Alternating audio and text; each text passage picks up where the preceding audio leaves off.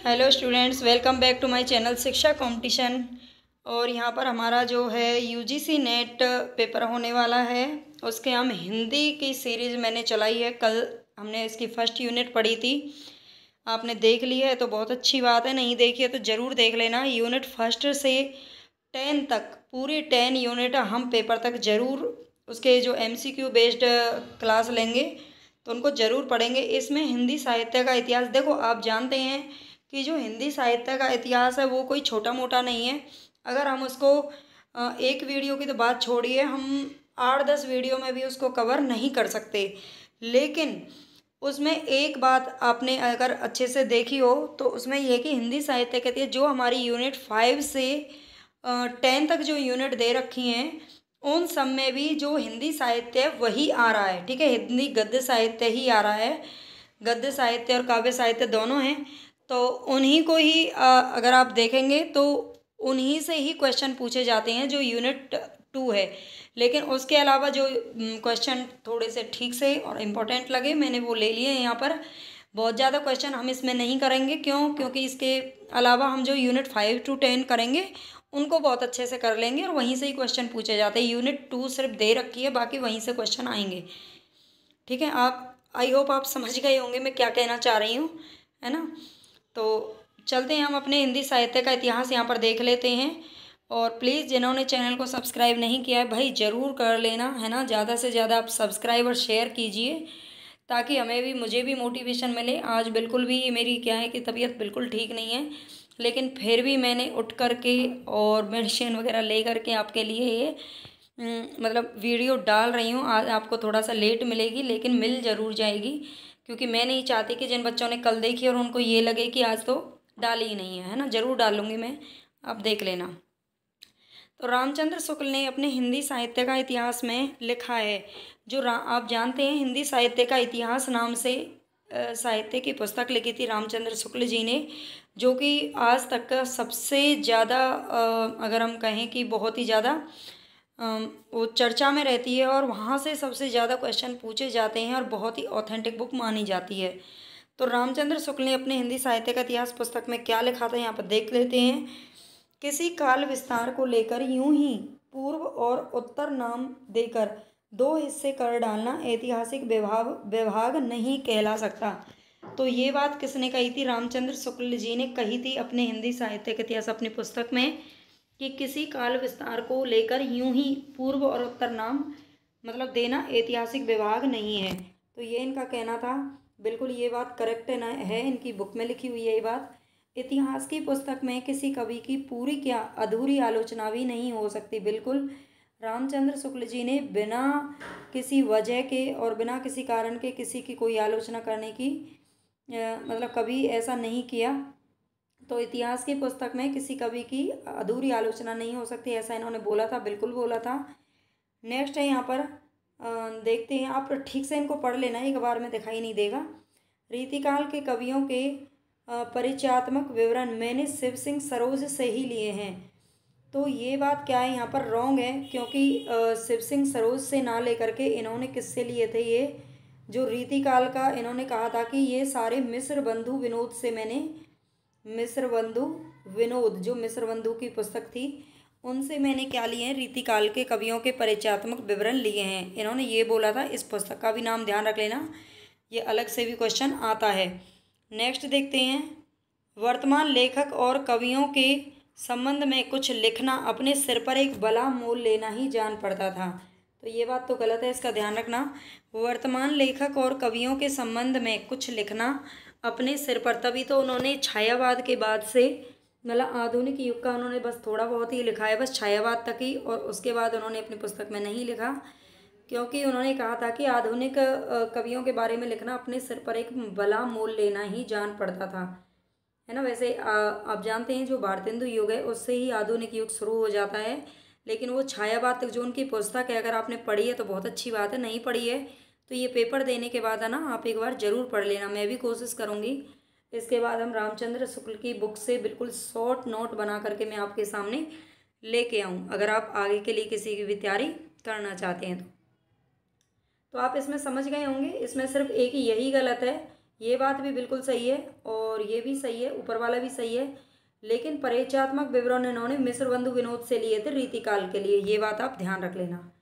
Next चलते हैं। रामचंद्र शुक्ल ने अपने पूर्ववर्ती साहित्य इतिहास ग्रंथों के लिए निम्नलिखित विशेषणों का प्रयोग किया है। तो इनसे रामचंद्र शुक्ल की बुक से पहले जो क्या लिखे गए थे, इतिहास ग्रंथ लिखे गए थे हिंदी साहित्य के लिए, तो उनके लिए इन्होंने क्या विशेषण प्रयोग किए हैं। शिव सिंह सरोज के लिए क्या कवि वृत्त संग्रह इन्होंने बोला था, बिल्कुल बोला था, ये सही बात है। और modern vernacular literature of northern Hindustan, ये किसकी पुस्तक है, ग्रियर्सन की पुस्तक है और ये शिव सिंह सेंगर की पुस्तक है, शिव सिंह सरोज, इनका नाम भी आप ध्यान रख लेना। और इसका जो प्रकाशन वर्ष है ये है 1883 और ये मॉडर्न वर्नाक्यूलर 1888 में द एशियाटिक सोसाइटी में छपा था। ये बड़ा कवि व्रत संग्रह इसको बोला है, मतलब कवि व्रत संग्रह शिव सिंह सरोज, बड़ा कवि व्रत संग्रह है ना, इसका नाम तो वैसे भी बहुत बड़ा है, ऐसे ही देख लेना। तो इसको क्या बोला इन्होंने, ग्रियर्सन की पुस्तक को बड़ा कवि व्रत संग्रह। और मिश्र बंधु विनोद की अगर हम बात करें तो मिश्र बंधु विनोद को इन्होंने क्या बोला था, प्रकांड कवि व्रत संग्रह, क्या बोला था, प्रकांड, इनका नाम ध्यान रख लेना। मिश्र बंधु विनोद को इन्होंने प्रकांड कवि व्रत संग्रह बोला था। क्यों बोला था, क्योंकि ये इससे इन्होंने पूरे रीतिकाल का, तो पूरा रीतिकाल इन्होंने इसी में से कॉपी किया था। और इसके अलावा ये जो इन दोनों की अपेक्षा इसमें काफ़ी कुछ लिखा हुआ था। और जो मिश्र बंधु विनोद है ये 4 भागों में प्रकाशित हुआ था, जिसके 3 भाग, मतलब अगर हम यहाँ पे लिखें कि इसके जो 3 भाग थे वो 1913 में प्रकाशित हुए थे और इसका जो चौथा भाग था, चौथा भाग कब प्रकाशित हुआ था, 1934 में प्रकाशित हुआ था। ठीक है, ये भी ध्यान रख लेना। मिश्र बंधु विनोद कब प्रकाशित हुआ था, तो ये 2 बार प्रकाशित हुआ, 1934 और 1913 में। और ये मॉडर्न वर्नाक्यूलर 1888 में द एशियाटिक सोसाइटी ऑफ, इसमें ये प्रकाशित हुआ था। और शिव सिंह सरोज 1883 में प्रकाशित हुआ था। तो आई थिंक आपको इतना समझ में आ गया होगा। नेक्स्ट चलते हैं हम। किसी भी साहित्य के इतिहास को समझने के लिए उससे संबंधित जातीय परंपराओं, राष्ट्रीय और सामाजिक वातावरण एवं सामयिक परिस्थितियों का अध्ययन विश्लेषण आवश्यक है। यह कथन किस पद्धति के संदर्भ में कहा गया है। तो किसी भी साहित्य के इतिहास को समझने के लिए क्या होना चाहिए, जातीय परंपराओं का पता होना चाहिए, राष्ट्रीय और सामाजिक वातावरण के बारे में, फिर सामयिक परिस्थितियों का अध्ययन करना। तो ये कथन किस पद्धति के संदर्भ में कहा गया है, ये कहा गया है विधेयवादी पद्धति। जो रामचंद्र शुक्ल जी ने जो अपनी पुस्तक लिखी थी वो विधेयवादी पद्धति में लिखी थी। ये साहित्य लेखन के क्या हैं, अलग अलग पद्धति हैं। काला अनुक्रमी पद्धति होती है जो काल के अनुसार, जैसे किसी का जन्म पहले हुआ तो उसको पहले रख दिया, किसी का जन्म बाद में हुआ तो उसको बाद में रख दिया, ये होता है कालानुक्रमी। वर्णानुक्रम का मतलब होता है ABCD के जो होते हैं ना अल्फ़ाबेटिक, जिनको लिखा जाता है उनको बोलते हैं वर्णानुक्रम पद्धति। और वैज्ञानिक पद्धति जो डॉक्टर गणपति चंद्र गुप्त थे उन्होंने वैज्ञानिक पद्धति अपनाई थी। तो ये तो आप जानते ही हो, वैज्ञानिक पद्धति में जो कुछ इतिहास में सही सही लिखा होता है उसके बारे में लिखना। आदिकालीन साहित्य में वीर रस की रचनाओं में प्राय किस भाषा का प्रयोग किया गया। तो आदिकालीन जो साहित्य में वीर रस की रचनाएं लिखी गई थी, है ना, जैसे पृथ्वीराज रासो हो गया, है ना, और जैसे मतलब पद्मावत हो गया, बीसल देव रासो भी वैसे वीर रस, और उसमें कुछ जो रस होता है श्रृंगारिक रस भी है। तो ऐसे जो वीर रस की रचनाएं लिखी गई थी उनमें किस भाषा का प्रयोग किया गया था, तो ये किया गया था डिंगल भाषा का। किसका, डिंगल भाषा का प्रयोग किया गया था, जो कि राजस्थानी से संबंधित है। रेवातट समय आप जानते हैं, ये हमारे मतलब उसमें सिलेबस में लगा हुआ है यूनिट 5 में। तो उसमें से क्वेश्चन है, रेवातट समय में वर्णित गजनी नरेश की मुक्ति से संबंधित कौन सी बातें सही, जो पृथ्वीराज रासो लिखा गया है उसमें से ये एक समय है, समय यानी कि उसका एक भाग है। ये भी ध्यान रखना, जो पृथ्वीराज रासो है उसमें अलग अलग जो भाग किए गए हैं उनको क्या नाम दिया गया है, तो समय नाम दिया गया है। ठीक है, रेवातट समय में वर्णित गजनी नरेश की मुक्ति से संबंधित कौन सी बातें सही हैं। तो गजनी नरेश के अमीरों ने दंड स्वरूप हाथी, घोड़े और मणि माणिक्य देकर गौरी को बंदी गृह से मुक्त कराया था। आप जानते होंगे जो 1191 में तराइन का प्रथम युद्ध हुआ था, तो उसमें मोहम्मद गौरी हार गया था और हारने पृथ्वीराज चौहान से हारा था। तो पृथ्वीराज चौहान ने उसे बंदी बना लिया था और अपने दरबार में ले गए थे, ठीक है। और लेकिन फिर बाद में उसको छोड़ दिया था। तो यहीं पर यही पूछा है उसको मुक्त क्यों किया था। तो गजनी नरेश के जो अमीर थे, है ना, वो गजनी का ही तो नरेश था मोहम्मद गौरी, वहीं से आया था वो युद्ध लड़ने के लिए। तो उन्होंने बहुत सारा मतलब धन धान्य दे करके गौरी को बंदी गृह से मुक्त कराया था। ये बात बिल्कुल सही है। खिज्र खान और दूसरे सुल्तानों के दबाव में आकर पृथ्वीराज चौहान ने गौरी को मुक्त किया, तो ये बात गलत है, क्योंकि वो किसी के दबाव में नहीं थे। और सुलह और शांति स्थापित करके पृथ्वीराज ने गजनी नरेश को सम्मान उसके घर भेजा था, ठीक है। तो ये बात भी सही है।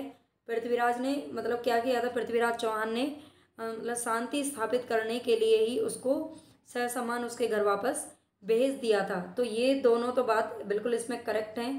नेक्स्ट इसमें है नहीं, इतना ही है। चलते हैं आगे। विद्यापति की पदावली किस भाषा की रचना है। तो विद्यापति को आप जानते हैं, इनकी एक उपाधि है मैथिल कोकिल। आप सभी जानते होंगे, इनको बहुत सारी उपाधियां दी गई हैं, जिनमें से एक उपाधि दी गई है मैथिल कोकिल। मैथिल कोकिल आप जानते हैं, जो मैथिली भाषा है वो बिहार की है और मैथिली में ही इन्होंने अपनी पदावली लिखी थी। मैं इन्हीं के कारण इनको मैथिल कोकिल की उपाधि दी गई थी। बाकी इनकी जो दो रचनाएं हैं, कीर्तिलता और कीर्ति पताका, उन दोनों को इन्होंने अभट्ट भाषा में लिखा था। अच्छा, मैं यहाँ पर एक बात आपको बता देती हूँ, अभी याद आया है कि हिंदी साहित्य के अगर आपने हिंदी साहित्य बहुत अच्छे से पढ़ रखा है तो अच्छी बात है। अगर आप उसका एक बार और अच्छे से रिवीजन करना चाहते हैं तो मैंने अपने मतलब प्लेलिस्ट बनी हुई है हिंदी साहित्य का इतिहास नाम से, तो उन वीडियोस का आप एक बार देख लेना। उसमें मतलब रीतिकाल तक और उस तक सारे जो मतलब रचनाएं हैं वो आपको वहाँ पे बहुत अच्छे से मिल जाएंगी। सारे कवियों की कृतियाँ मैंने वहाँ पर दे रखी हैं हिंदी साहित्य का इतिहास नाम से, है ना। ये वो यूजीसी नेट उसमें नहीं डल रहा है, आप एक बार चेक कर लेना। वहाँ से आपको हिंदी साहित्य का ये यूनिट 2 है, इसका अच्छे से रिवीजन कर सकते हो और बहुत अच्छे से आपको समझ में भी आ जाएगा। तो आप समझ गए होंगे इसको। मैथिली के में लिखी थी इन्होंने पदावली। आचार्य शुक्ल के अनुसार हिंदी साहित्य का आविर्भाव कब से माना जा सकता है। तो इन्होंने कहा था प्राकृत की जो अंतिम अपभ्रंश अवस्था है उससे हिंदी साहित्य का आविर्भाव माना जा सकता है। इन्होंने अपनी हिंदी साहित्य की पुस्तक में ये बात लिखी हुई है। नेक्स्ट देखते हैं, निम्नलिखित में से कौन सा विद्वान है जो पृथ्वीराज रासो को सर्वथा अप्रमाणिक ग्रंथ मानने वालों में शामिल नहीं है। इनको आप एक बार जरूर याद कर लेना। किसने, जो आप पृथ्वीराज रासो है उसको किसने अप्रमाणिक माना है, किसने प्रमाणिक और किसने अर्ध प्रमाणिक माना है। तो यहाँ पर जो इनका नाम आता है, रामचंद्र शुक्ल ने तो बिल्कुल अप्रमाणिक माना है इस ग्रंथ को, और गौरी शंकर हीराचंद ओझा ने भी अप्रमाणिक माना है, डॉक्टर वूलर ने भी। लेकिन जो मोहनलाल विष्णुलाल पांड्या ये क्या मानते हैं, अर्ध प्रमाणिक मानते हैं। क्या मानते हैं, अर्ध प्रमाणिक माना है इन्होंने। श्याम सुंदर दास, मोहनलाल विष्णुलाल पांड्या, है ना, और इनका नाम आप याद कर लेना एक बार। ये इन्होंने अर्ध प्रमाणिक मतलब आधी प्रमाणिक है और आधी अप्रमाणिक है, ऐसा मानते हैं। हिंदी साहित्य का इतिहास के आदिकाल के प्रारंभिक 4 प्रकरणों का सही अनुक्रम क्या है। तो हिंदी साहित्य का इतिहास रामचंद्र शुक्ल जी की पुस्तक का नाम है और इसमें आदिकाल के 4 उन्होंने प्रकरण दिए हैं। 4 प्रकरणों में आदिकाल को बांटा है। तो इनका सही अनुक्रम यहाँ पर पूछ रहा है। सबसे पहले इन्होंने सामान्य परिचय दिया है, बिल्कुल सही है। इसके बाद अपभ्रंश काव्य रखा है, फिर देश भाषा काव्य और फिर फुटकल रचनाएं हैं। तो इसका जो अनुक्रम है वो बिल्कुल ABCD में ही रखा जाएगा, ठीक है। चलते हैं नेक्स्ट, इनको ध्यान कर लेना, पूछे जाते हैं आजकल बहुत ज़्यादा। नंददास के बारे में रामचंद्र शुक्ल के क्या विचार हैं। तो नंददास आप जानते हैं जो भक्ति काल के कवि हैं नंददास जी। तो इनके बारे में क्या कहते हैं रामचंद्र शुक्ल जी, इनकी रचना भी बड़ी सरस और मधुर है। तो ऐसा तो इन्होंने नहीं कहा। कृष्ण की रासलीला का अनुप्रासायुक्त साहित्यिक भाषा में विस्तार के साथ वर्णन है। तो कृष्ण की रासलीला का अनुप्रासा आप जानते हैं, कृष्ण की रासलीला जो इन्होंने लिखी थी नंददास जी ने, तो उसमें विस्तार के साथ क्या है, साहित्यिक भाषा का वर्णन है। ये बात बिल्कुल कही थी। इनकी जो रचना है रास पंचाध्यायी, यहाँ पर ये रास है, रास पंचाध्यायी सोरठा छंद में लिखी गई है। किस छंद में, सोरठा छंद में लिखी गई है। तो ये बात भी बिल्कुल करेक्ट है। ये रामचंद्र शुक्ल जी ने बोला था। अनुप्रास और चुने हुए संस्कृत पद विन्यास नंददास की कविता में नहीं पाए जाते, तो ये बात भी क्या है, गलत है। तो इसका आंसर है बी और सी, ठीक है, दोनों ही राइट है। शुद्ध प्रेम मार्गी सूफी कवियों की शाखा में सबसे प्रसिद्ध जायसी हुए, जिनकी पद्मावत हिंदी काव्य क्षेत्र में एक अद्भुत रत्न है। तो अद्भुत रत्न जायसी की पद्मावत को किसने माना है, तो ये तो आपको पता होगा। जायसी और उनकी पद्मावत के बारे में ये मत है रामचंद्र शुक्ल जी का। किसका है, रामचंद्र शुक्ल जी ने माना था अद्भुत रत्न। और हाँ, एक और ध्यान रखना, पद्मावत का जो नागमती विरह वर्णन है किया गया है, नागमती वियोग खंड है ना, उसको इन्होंने रत्न की संज्ञा दी है, इन्होंने रत्न की संज्ञा दी है, ये भी ध्यान रखना। अद्वैतवाद के प्रवर्तक कौन है, तो इनको भी आप ध्यान रख लेना। अद्वैतवाद ये जो वादों की जो स्थापना की थी, इनको आप अच्छे से ध्यान रख लेना। अद्वैतवाद के प्रवर्तक कौन है, तो ये शंकराचार्य हैं। और इनकी अगर हम बात कर लें तो यहाँ पर रामानुजाचार्य, ये विशिष्टाद्वैतवाद के प्रवर्तक हैं, विशिष्टाद्वैतवाद, ठीक है, विशिष्टाद्वैतवाद आगे आप लिख लेना। हाँ, मध्वाचार्य ये द्वैतवाद के हैं। इन्होंने शंकराचार्य का जो वाद था अद्वैतवाद, उसी के आधार पर अपना द्वैतवाद इन्होंने लिखा था, और इन्होंने शंकराचार्य का जो अद्वैतवाद था उसका खंडन किया था, ठीक है। वल्लभाचार्य की आप बात करें तो वल्लभाचार्य जी ने शुद्धाद्वैतवाद लिखा था। क्या लिखा था, शुद्धाद्वैतवाद, जिसे द्वैताद्वैतवाद भी कहा जाता है, ठीक है। तो ये तीनों चारों आप याद रख लेना, और भी इसमें 2-3 आते हैं नाम, उनका भी याद रखना। अद्वैतवाद के प्रवर्तक है यहाँ पर कौन, शंकराचार्य जी, ठीक है। अद्वैतवाद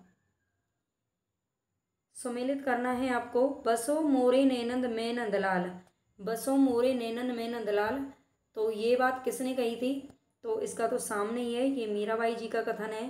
प्रभु जी मोरे अवगुण चित्त न धरो, प्रभु जी मोरे अवगुण चित्त न धरो, ये किसने कही थी, ये सूरदास जी का कथन है।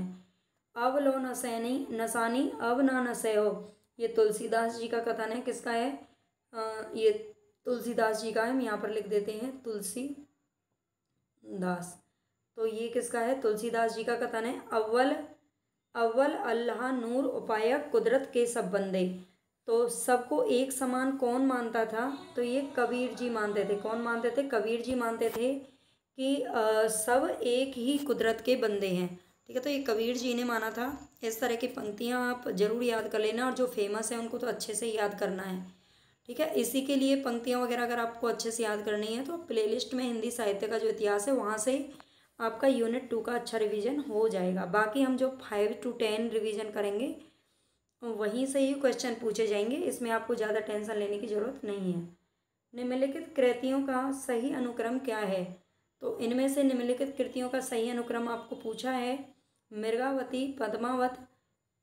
तो आप यहाँ पे ही देख सकते हैं, मृगावती ये 1501 में लिखी गई थी, और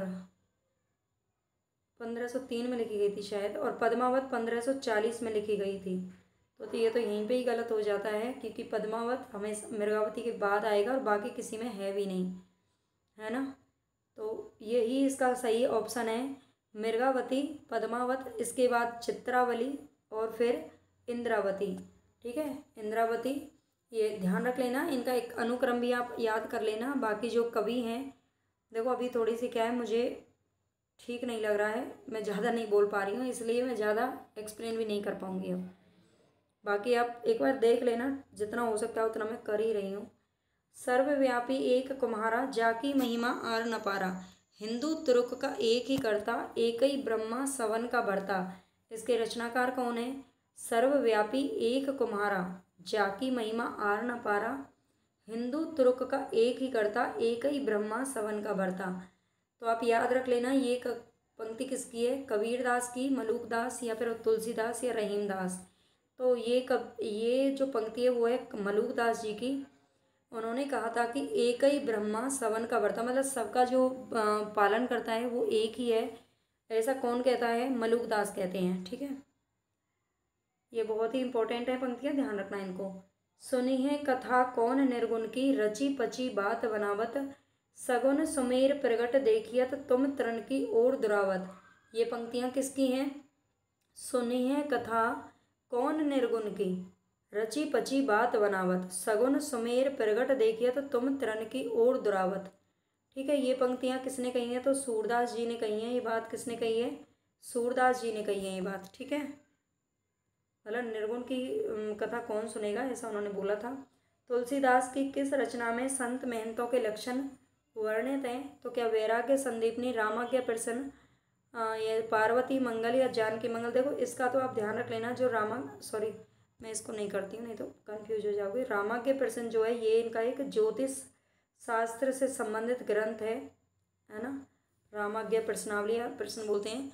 और वैराग्य संदीपनी जो है ये इसमें क्या है? संत महंतों के लक्षण वर्णित हैं वैराग्य संदीपनी के अंदर। एही रूप एक ती ओ सियु, एही रूप त्रिभुवन कर जीव। काव्य पंक्ति किस कवि की है? तो ये किस कवि की है? त्रिभुवन कर जीव, है ना। ऐसे मतलब कुछ कीवर्ड पकड़ लिया करो आप पंक्तियों वगैरह में से, क्योंकि याद नहीं रहती, है ना। ऐसे हम भी बिल्कुल ऐसे याद कर रखते हैं सारी चीज़ें कि त्रिभुवन कर जीव, है ना। ये किसकी पंक्ति है? तो ये मंझन की कवि पंक्ति है ना। किसकी है? मंझन की है। मंझन जिन्होंने मधुमालती को लिखा था।